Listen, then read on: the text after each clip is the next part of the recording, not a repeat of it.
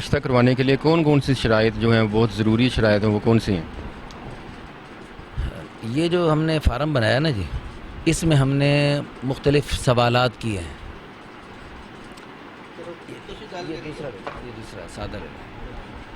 اس میں ہم نے مختلف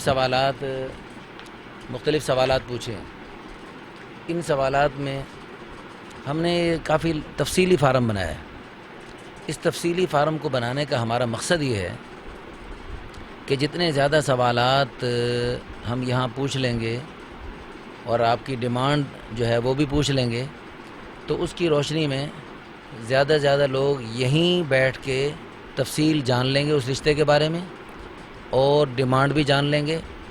تو یہاں پر 100 بندے بھی آپ کا رشتہ دیکھ کر ریجیکٹ کر کے چلے جائیں، آپ کو کوئی پریشانی نہیں ہوگی. آپ کو پتہ ہی نہیں لگے گا کہ 100 بندہ دیکھ کر چلے گئے، 1000 بندہ دیکھ کے چلا گیا. لیکن آپ کے گھر میں خدا اس میں معلومات ناقص ہوں گی، یا اس کو ہم مختصر کر دیں، بالکل معلومات ناقص ہونے کی وجہ سے باقی مزید تفصیلات لینے کے لیے لوگوں کو پھر آپ کے گھر آنا پڑے گا.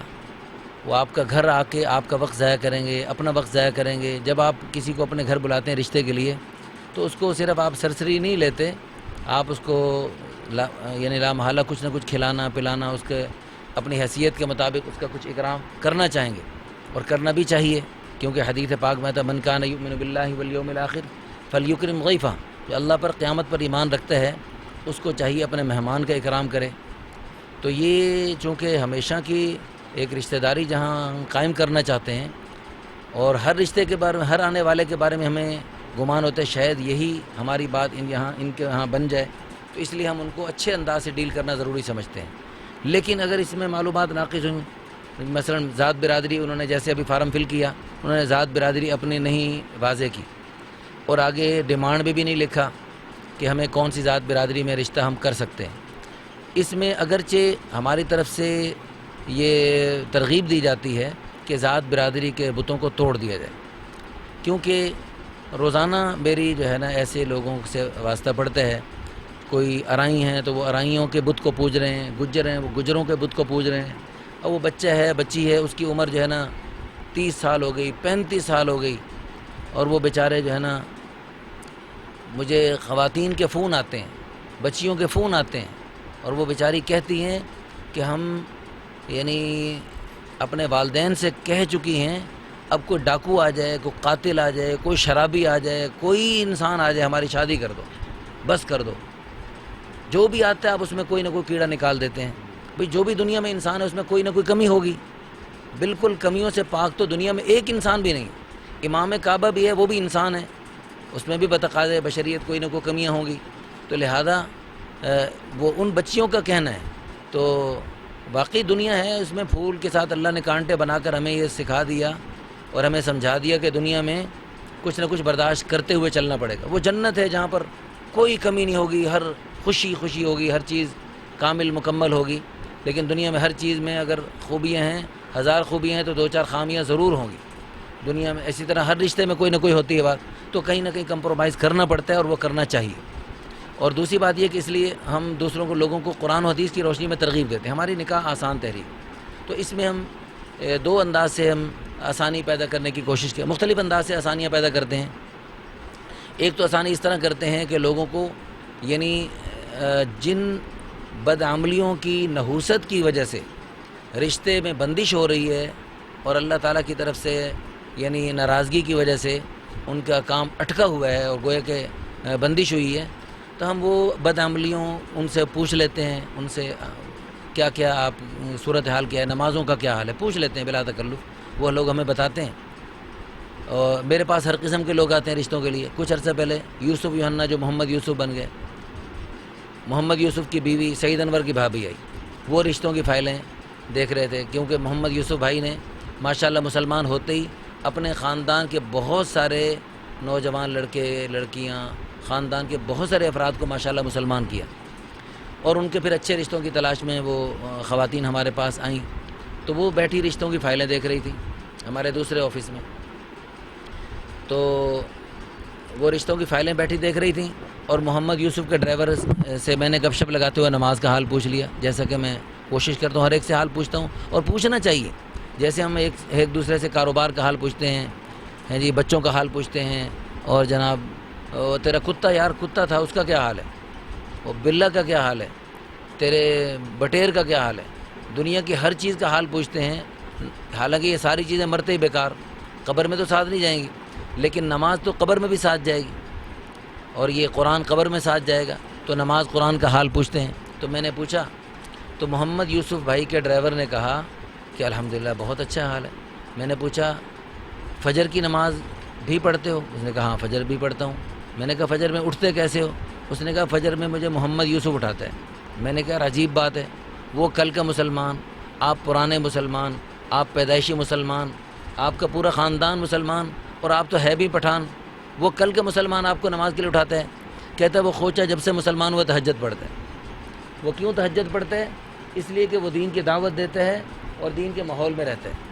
جو بھی دعوت دے گا دین کے ماحول میں رہے گا، وہ کل کا مسلمان پرانے پیدائشی مسلمانوں سے آگے بڑھ جائے گا. جو دعوت نہیں دے گا وہ پیچھے رہ جائے گا. تو ہمیں چاہیے کہ دین کی دعوت دیا کریں اور دین کے ماحول سے منسلک رہا کریں تاکہ ہم دین میں ترقی کریں. اس طرح الحمدللہ ہم لوگوں کو ترغیب دیتے رہتے ہیں.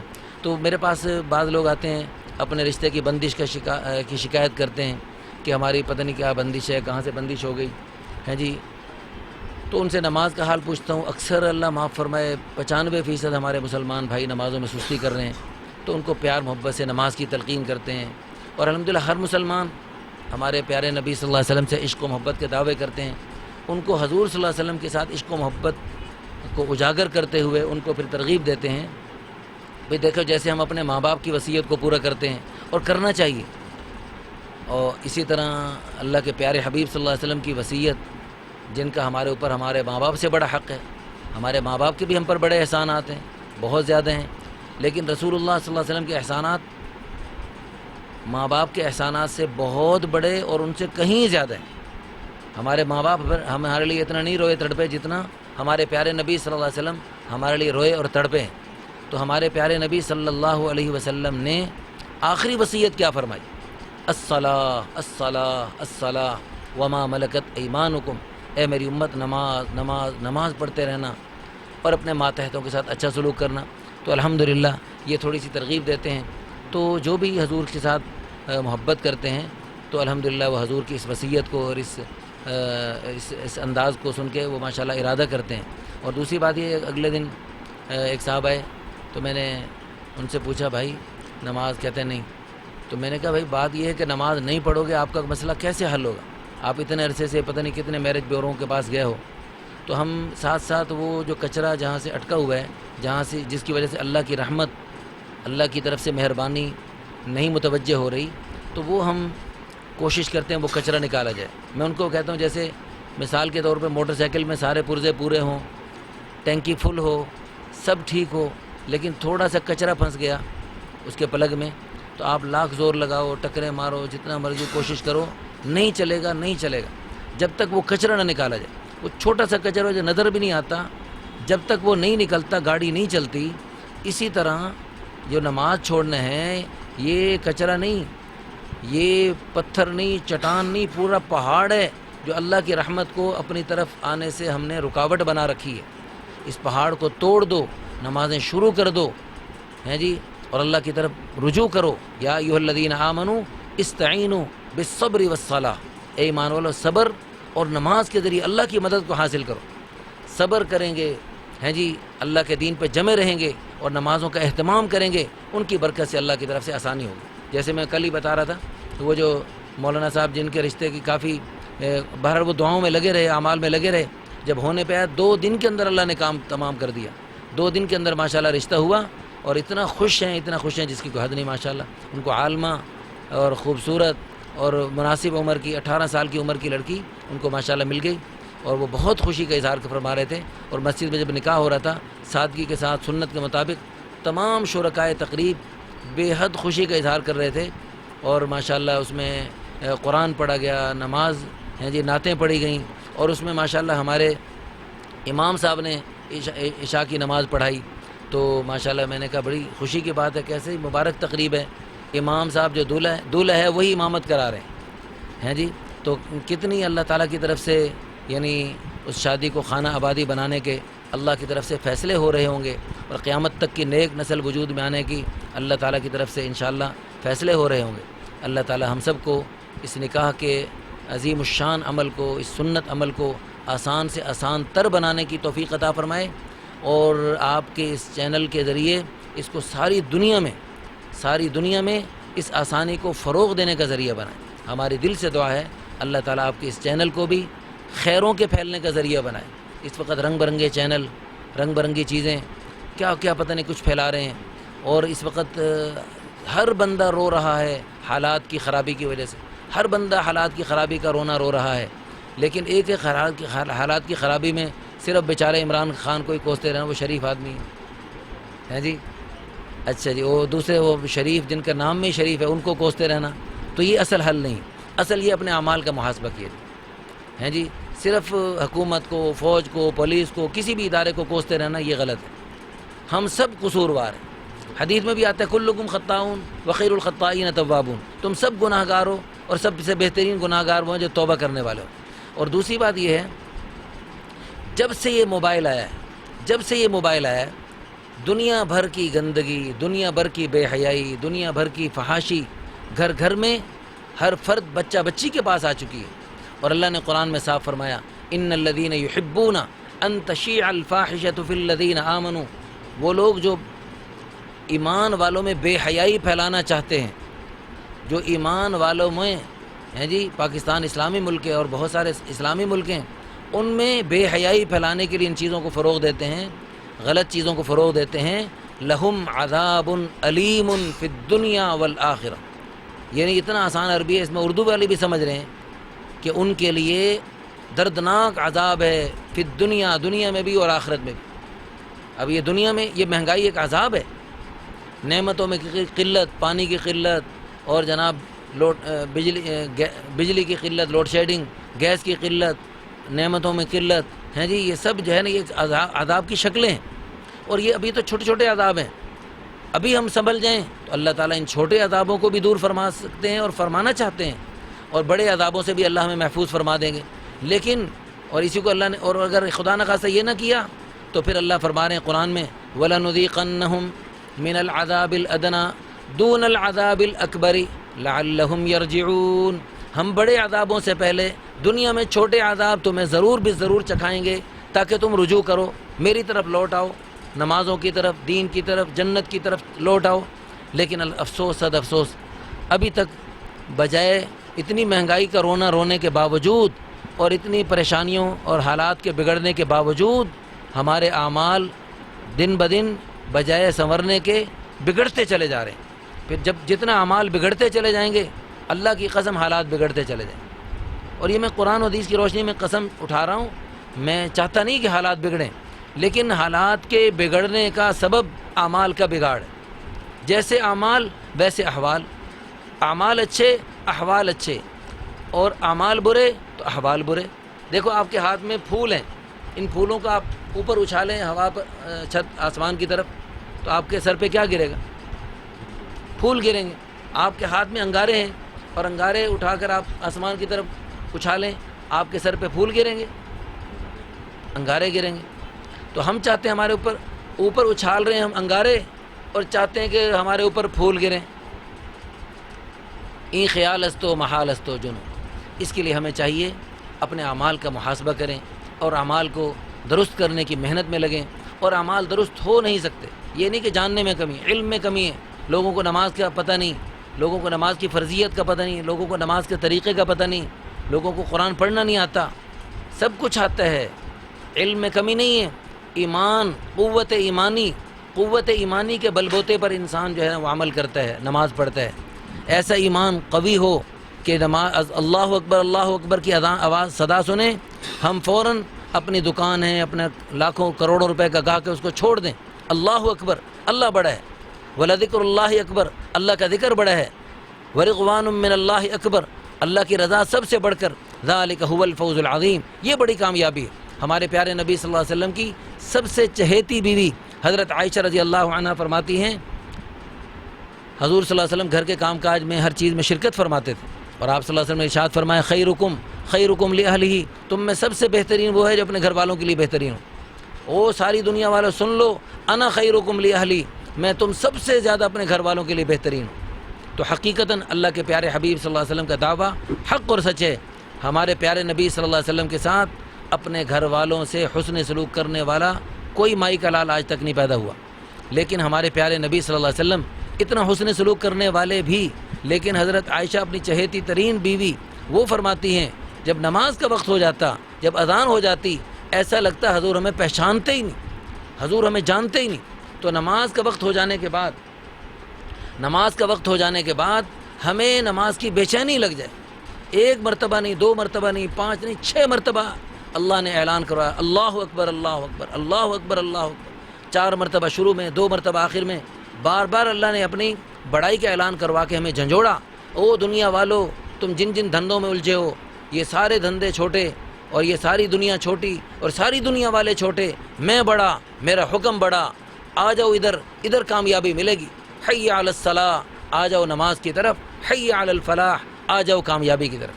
اللہ تعالی ہم سب کو اللہ کے ان پیارے پیارے حکموں کو، اللہ کی قسم یہ اللہ کے پیارے حکم اللہ نے ہمیں کوئی مصیبت کے طور پر نہیں دیے، اللہ نے انعام دینے کے لیے عطا فرمائے۔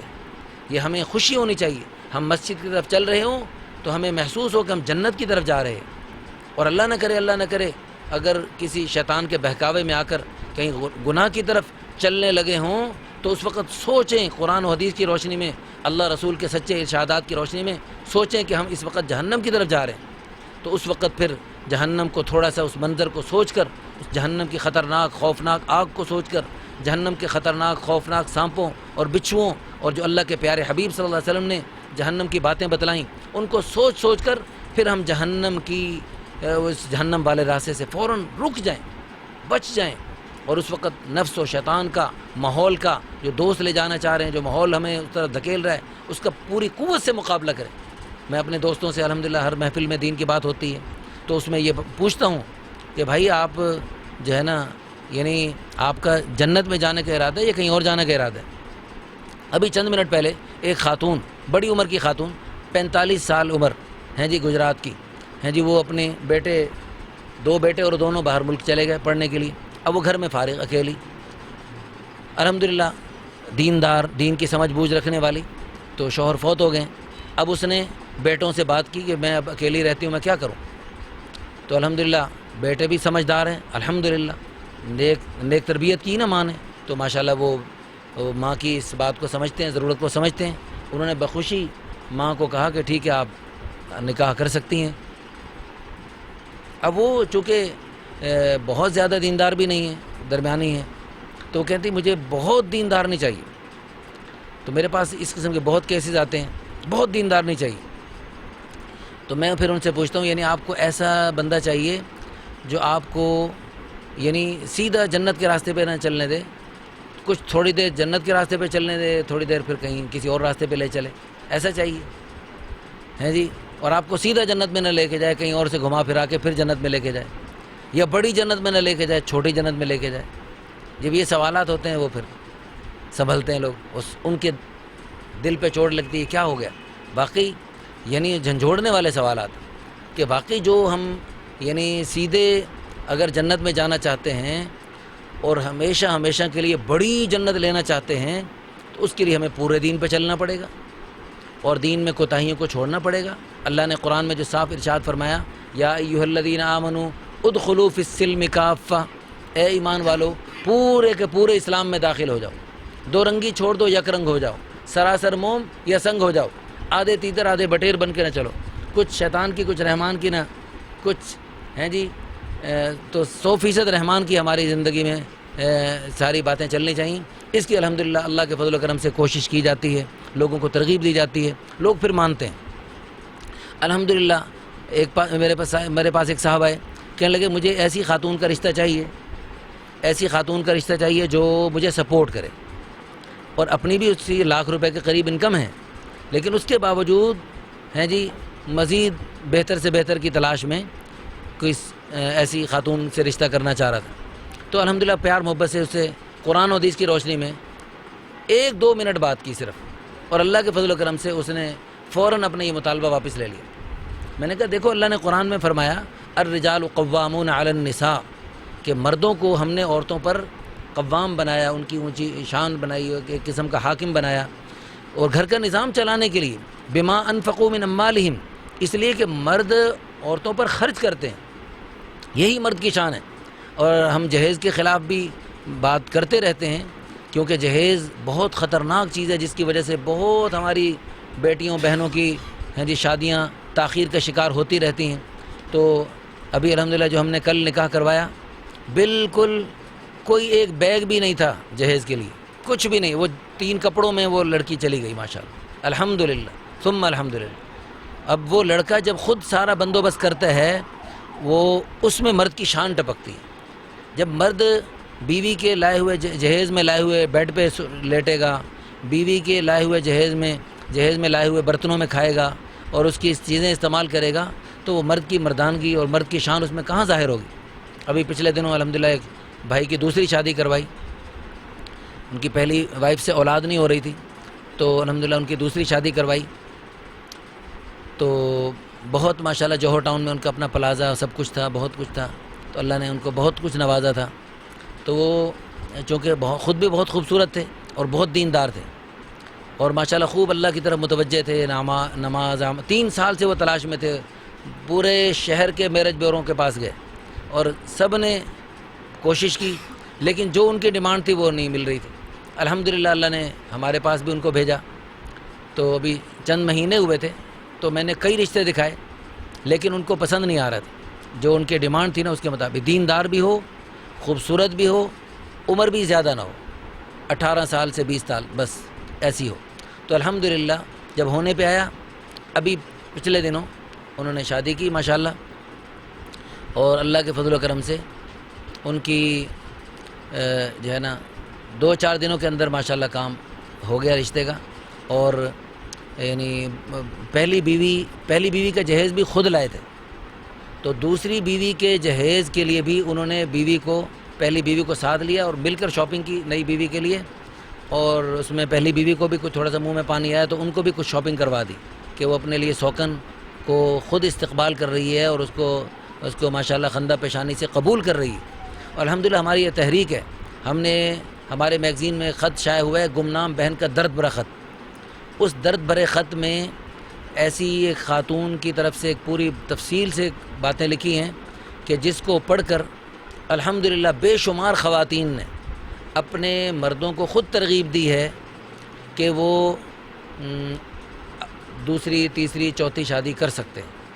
اللہ جانتا ہے، میں اس وقت دینی کتب کے مجموعے میں قرآن پاک بھی رکھے ہیں، ان کے مجموعے میں سچ بتا رہا ہوں۔ ابھی چند منٹ پہلے مجھے پنڈی سے فون آیا ایک خاتون لڑکی کا، اس نے کہا کہ میری شادی کو 4 سال ہو گئے ہیں، میرے 2 بچے بھی ہیں، لیکن میرے شوہر کی چاہت ہے اور اللہ تعالیٰ نے اس کو اجازت دی ہے، اور میں اس چاہت میں رکاوٹ بننے کی بجائے اللہ تعالیٰ کے اس حکم میں اپنے شوہر کی معاون بن رہی ہوں۔ اور ہمارے میگزین میں ایک اس کا اشتہار چھپا تھا ایک رشتے کے لیے، اس کے لیے وہ رابطہ کر رہی تھی کہ اس رشتے کے لیے آپ ہمیں بتائیں، تو میں اس کو اپنی سوکن بہن بنانا چاہتی ہوں۔ تو یہ بہت بڑی سعادت کی بات ہے، سوکن بن کے رہنا، یہ ازواج مطہرات امہات المؤمنین صحابیات کی سنت، تمام صحابہ کی زیادہ شادی ہیں، ہمارے پیارے نبی صلی اللہ علیہ وسلم کی 11 شادی ہیں، خلفائے راشدین کی 4 اور 8 شادی ہیں، تمام صحابہ کی زیادہ شادی ہیں۔ یہ ایک شادی پر اکتفا کرنا، یہ جو ہے یہ ہندوانہ رسم ہے۔ یہ ہم چونکہ ہندو پاک کے مسلمان، ہندوؤں کی نسل ہیں، ہندوانہ جراثیم، ہندوانہ جذبات، ہندوانہ ساری چیزیں ہم میں پائی جاتی ہیں، اور ہمارے جراثیم میں وہ شامل ہو گئی ہیں، اس لیے ہمیں پتہ بھی نہیں ہوتا یہ غلط کر رہے ہیں، یہ جیسے تو یہ غلط کر رہے ہیں۔ اسی طرح ایک پر اکتفا کرنا، یہ بھی ہندوانہ اثرات ہیں ہم پر، اور اس کو ہم دوسری کو ظلم سمجھتے ہیں یا جرم سمجھتے ہیں یا بے وفائی سمجھتے ہیں۔ اگر یہ ظلم ہوتا یا جرم ہوتا یا نعوذ باللہ بے وفائی ہوتی تو اللہ تعالیٰ قرآن میں اس کا ذکر تک نہ فرماتے، اور رسول اللہ صلی اللہ علیہ وسلم کبھی بھی اس کی طرف قدم نہ بڑھاتے، اور صحابہ کرام بھی کبھی اس طرف نہ چلتے۔ لیکن یہ کوئی ظلم نہیں، کوئی جرم نہیں، اس میں عورت کا اپنا فائدہ ہے، مردوں کا بھی فائدہ ہے لیکن عورت کا بھی فائدہ ہے کہ اب دیکھو نا، اللہ نے کروڑوں عورتیں مردوں سے زیادہ بنائیں، سارے مرد ابھی نکاح کر لیں، سارے مرد تو بھی کروڑوں عورتیں بچ جائیں گی، وہ کدھر جائیں گی؟ ان کے لیے اللہ نے یہ حلال راستہ بنایا ہے۔ اس راستے کو جب تک عام نہیں کریں گے، اس کو جب تک فروغ نہیں دیں گے، اس وقت تک بے راہ روی، بے حیائی، بےہودگی اور یہ غلط جو چیزیں چل رہی ہیں یہ ختم نہیں ہو سکتی۔ ہم گئے افریقہ میں، مختلف ملکوں میں گئے تو الحمدللہ ہم نے دیکھا ہر گھر میں 3-4 شادیاں، ہر گھر میں 2-3-4 شادیاں، ایک والا ہمیں شاذ و نادر کوئی ملتا تھا، ورنہ تمام لوگ زیادہ شادیوں والے۔ اور یہی شریعت کا مزاج ہے۔ اور حضور صلی اللہ علیہ وسلم نے ارشاد فرمایا علیکم بسنتی و سنت الخلفاء الراشدین، میری سنت اور خلفاء راشدین کی سنت کو لازم پکڑو۔ تو حضور صلی اللہ علیہ وسلم کی اپنی 11 شادیاں، خلفاء راشدین کی 4-4 اور 8-8 شادیاں، پہلے اور آخری کی 4-4 شادیاں، درمیان والا دونوں کی 8-8 شادی، اور تمام صحابہ کی زیادہ شادیاں۔ اکا دکا صحابی ہیں جن کی ایک شادی ملتی ہے، تمام صحابہ زیادہ شادیاں والے۔ تو اس لیے جو ہے نا زیادہ شادیاں کرنا کوئی بری بات نہیں ہے۔ اگر ایک آدمی اپنی کمزوری کی وجہ سے، اپنی بیوی کے ڈر کی وجہ سے، بچوں کے ڈر کی وجہ سے، ماحول کے ڈر کی وجہ سے، یا کسی بھی وجہ سے نہیں شادی کر سکتا یا نہیں کر رہا، تو کم از کم اس کو زیادہ شادیاں کرنے والوں کے بارے میں بات کرتے ہوئے ڈرنا چاہیے، کیونکہ اس بندے کے جو میرا پڑوسی ہے، جو میرا بھائی ہے جس کے بارے میں بات کر رہا ہوں، میں اس پہ نہیں بات کر رہا، یہ بڑی پیچھے تک، بڑی اونچے سطح تک بات چلی جائے گی۔ حضور صلی اللہ علیہ وسلم، تمام انبیاء کرام، تمام صحابہ کرام، اولیاء کرام پر یہ بات چلی جائے گی، یہ ان کی سنت ہے زیادہ شادیاں، اور قرآن میں اس کی اجازت ہے، اور اصل ہے ہی زیادہ شادیاں کرنا، اور مجبوری ہو تو چلو ایک کی اجازت ہے، لیکن اصل ہے تعدد، اور یہ قرآن و حدیث سے بھی ثابت ہے، حضور صلی اللہ علیہ وسلم خلفائے راشدین کے عمل سے ثابت ہے۔ اگر ایک شادی پر اکتفا کرنا اصل ہوتا اور مجبوراً 2-3-4 شادیاں کی جائیں، وہ مجبوری کے درجے میں ہوتا، تو پھر حضور صلی اللہ علیہ وسلم اور خلفائے راشدین ایک ایک پر اکتفا کرتے، اور چلو کوئی چند صحابہ جو ہے نا وہ 2-3-4 شادیاں کر کے اس کا جواز ہمیں سمجھا دیتے، لیکن تمام بڑے ہستیاں جن کے نقش قدم پہ چلنے کا حکم ملا ہے، ان سب کی زیادہ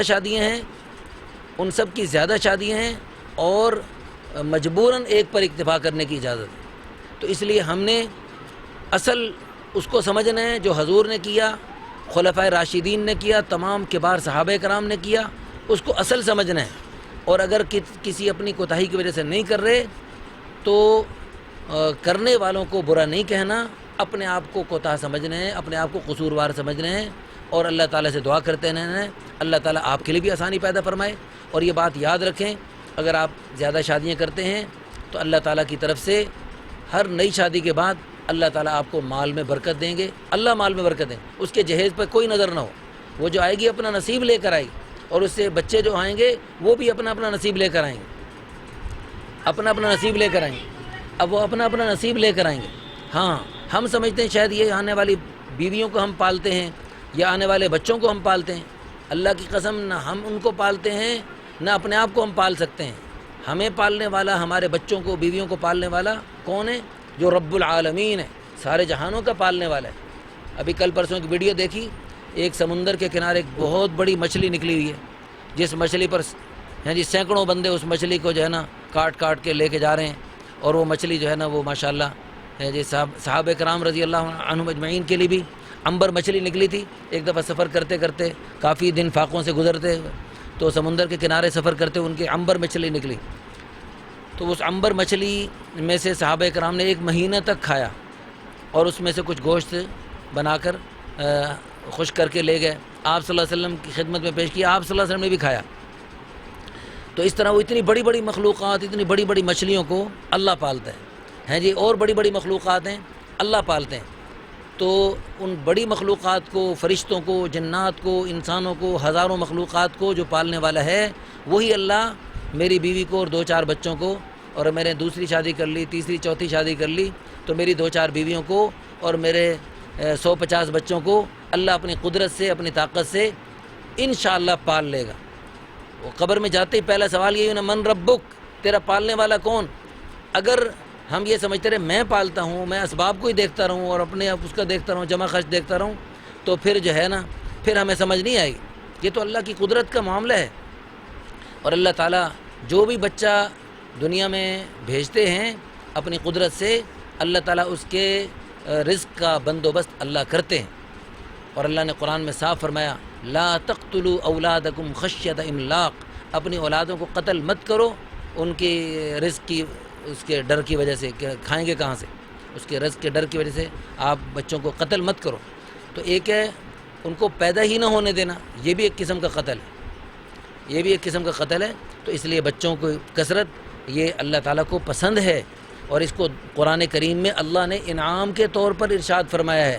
بیویوں کی کثرت یہ بھی اللہ کو پسند ہے، اس کو بھی اللہ نے دیکھیں جو حضور صلی اللہ علیہ وسلم نے خلفائے راشدین نے کیا وہ اللہ کو پسندیدہ ترین عمل کیا، اس لیے ہمیں بھی اس پسندیدہ ترین عمل کو اختیار کرنا چاہیے اور اس کو فروغ دینا چاہیے، اور اس چھوٹی ہوئی سنت کو جس کو لوگ گناہ سمجھتے ہیں اس کو فروغ دینے پر سینکڑوں نہیں ہزاروں شہیدوں کو انشاءاللہ ثواب ملنے کی امید رکھنی چاہیے۔ اللہ تعالی ہم سب کو عمل کرنے کی توفیق عطا فرمائے۔